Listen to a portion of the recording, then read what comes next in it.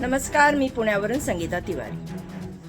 भारतीय जनता पार्टीचे नेते डोक्यावर पडलेत काय यांच्या मेंदूला लकवा मारलाय?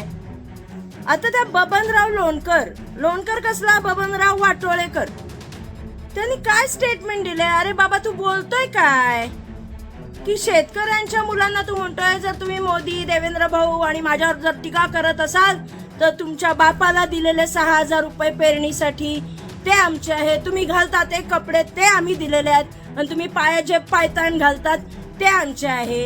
अरे त्याच पायताने तुला मारतील ही पोरं लेका.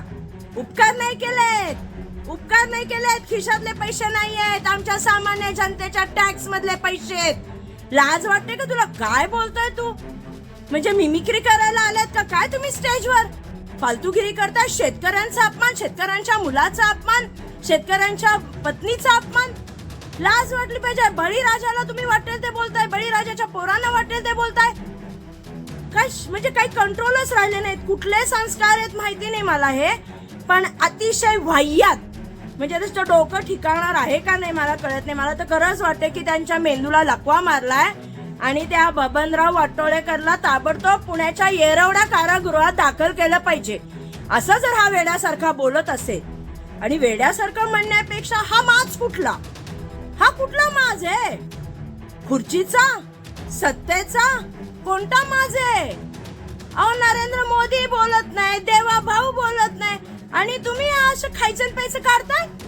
लाज वाटली पाहिजे. तुमच्या खिशातली एक दमडी जात नाही, उलट टेंडर मध्ये तुम्हीच खातात पैसे आणि वर शिकवताय की 6,000 रुपये आम्ही दिले, घालायला कपडे तुम्ही दिले, घालायला चपला तुम्ही दिला. या इकडं, तुमचेच कपडे आम्ही पाडतो ना, तुमच्याच दिलेल्या पायतानाने हाणतो. लाज वाटली पाहिजे. माफी मागा बळीराजाची, शेतकऱ्यांची, युवकांची माफी या बबनराव लोणीकरनी मागितलीच पाहिजे. नाहीतर शेतकरी जिथं भेटतील ना त्यांनी सगळ्यांनी त्याला तिथंच ठोकला पाहिजे. त्याशिवाय हे पुन्हा अशी वाक्य वेडी वाकडी वापरणं बंद करणार नाहीत. ही औलाद जी आहे ना, ही मोहनलाल धाकडची औलाद आहे. यांना सरळ करण्याचा मार्ग म्हणलं मिळाला